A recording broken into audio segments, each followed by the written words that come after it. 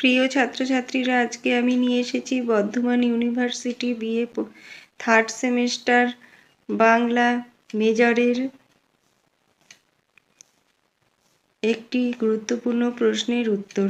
প্রশ্নটি হলো, বাংলা গদ্যের উদ্ভব ও ক্রমবিকাশে ফোর্ট উইলিয়াম কলেজের ভূমিকা সম্পর্কে আলোচনা করো, অথবা ফোর্ট উইলিয়াম কলেজের লেখক গোষ্ঠীর গদ্যচর্চার বিবরণ দিয়ে বাংলা গদ্যের ইতিহাসে তার গুরুত্ব বিচার করো।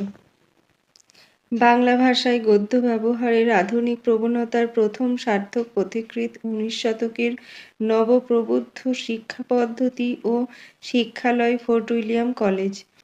বাংলা গদ্যের সূতিকাগার ফোর্ট উইলিয়াম কলেজ বাঙালির গদ্যচর্চার ইতিহাসে যুগান্তকারী অধ্যায়। 1800 খ্রিস্টাব্দে মে মাসে কলকাতার লালবাজার অঞ্চলে ফোর্ট উইলিয়াম কলেজ স্থাপিত হয়। এই বিভাগের অধ্যক্ষ উইলিয়াম কেরি সিভিলিয়ানদের বাংলা পড়াতে গিয়ে বাংলা গদ্যগ্রন্থের অভাব দেখে তার কলেজের পণ্ডিত ও সহকারীদের পাঠ্যপুস্তক রচনা করতে প্ররোচিত করেন। লেখক গোষ্ঠী। ফোর্ট উইলিয়াম কলেজকে ঘিরে এক শিক্ষক গোষ্ঠী গড়ে উঠেছিল। অন্যদিকে আবার উইলিয়াম কেরির নেতৃত্বে এক নতুন লেখক গোষ্ঠীও আবির্ভূত হলেন, যারা গদ্যচর্চার পথ প্রস্তুত করলেন। এদের মধ্যে বিশেষ খ্যাতি অর্জন করেছিলেন রামরাম বসু, উইলিয়াম কেরি এবং মৃত্যুঞ্জয় বিদ্যালঙ্কার। William Carey. 1793 খ্রিস্টাব্দে কেরি ভারতে এসেছিলেন ধর্মপ্রচারের উদ্দেশ্যে।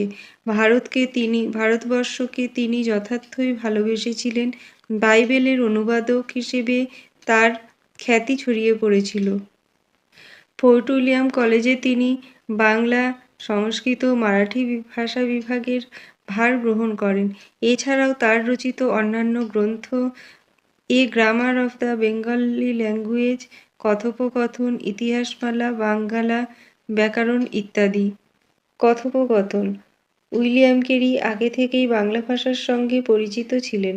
বিদেশি সিভিলিয়ানদের সঙ্গে এদেশীয় লৌকিক ভাষা, কথোপকথন রীতি, সাধারণ জীবনচর্যা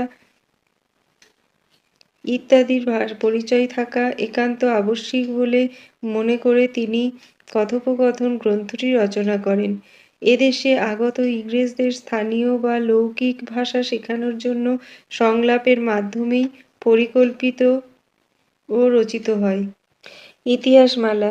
কেরির অপর একটি গ্রন্থ হল ইতিহাসমালা। এই গ্রন্থটি অবশ্য ইতিহাস নয়, কয়েকটি গল্পের সমাহার। ইতিহাসমালায় প্রায় 150 গল্প সংকলিত হয়েছে। স্বচ্ছ ও প্রাঞ্জল গদ্য রচনায় লেখকের পারদর্শিতা এখানে পরিস্ফুট। কেরির রচনার একটি নিদর্শন এই গ্রন্থ থেকে দেওয়া হল।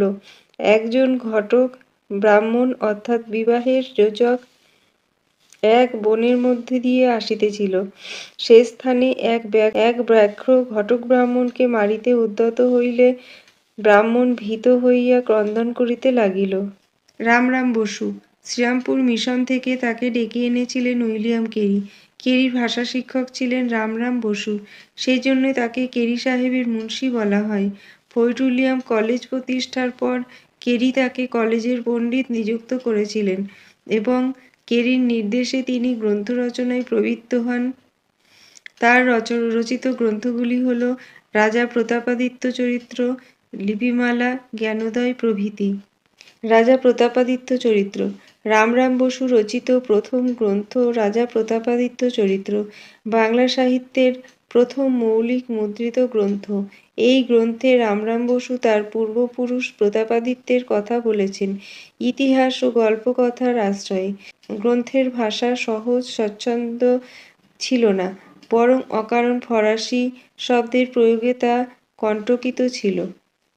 মৃত্যুঞ্জয় বিদ্যালঙ্কার। মৃত্যুঞ্জয় বিদ্যালঙ্কার ছিলেন ফোর্ট উইলিয়াম কলেজের পণ্ডিত মুন্সিদের মধ্যে সর্বশ্রেষ্ঠ। জ্ঞানে, বিদ্যায়, সাহিত্য নির্মাণে তিনি ছিলেন অনন্য। রামমোহনের পূর্বে যদি কাউকে পাণ্ডিত্য, মনীষা এবং সার্থক গদ্যশিল্পী সম্মান দিতে হয়, তবে সে গৌরব মৃত্যুঞ্জয়ের প্রাপ্য। তার রচিত গ্রন্থগুলি হল বত্রিশ সিংহাসন, হিতোপদেশ, রাজাবলী, প্রবোধচন্দ্রিকা, বেদান্ত চন্দ্রিকা ইত্যাদি। পণ্ডিত মুন্সিদের অবদান। বাংলা গদ্য সাহিত্যের বিবর্তনে ফোর্ট উইলিয়াম কলেজের পণ্ডিত মুন্সিদের বিশেষ ভূমিকা বিদ্যমান। বাংলা গদ্যের জড়ত্বমুক্তিতে তাদের প্রয়াস অনেকটাই সফল। বাংলা গদ্যের মান নির্ণয়ে তারা সহায়ক হয়েছিলেন। ইতিহাস ও গল্প রচনায় তারা পারদর্শিতা দেখিয়েছেন। পাঠ্যপুস্তক রচনায়ও তারা সফল। অনুবাদ সাহিত্যেও তাদের পাণ্ডিত্য লক্ষ্য করা যায়।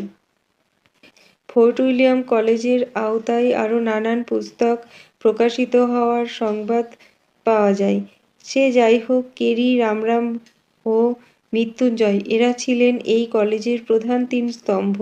কেরির দূরদর্শিতা, রামরাম বসুর স্বকীয়তা, মৃত্যুঞ্জয়ের পাণ্ডিত্য বাংলা গদ্যের উদ্ভব পর্বে গদ্য রচনার পথকে যেভাবে সুগম করেছিল, তার জন্য ফোর্ট উইলিয়াম কলেজের অবদান বাংলা গদ্যের ইতিহাসে স্মরণীয় হয়ে থাকবে।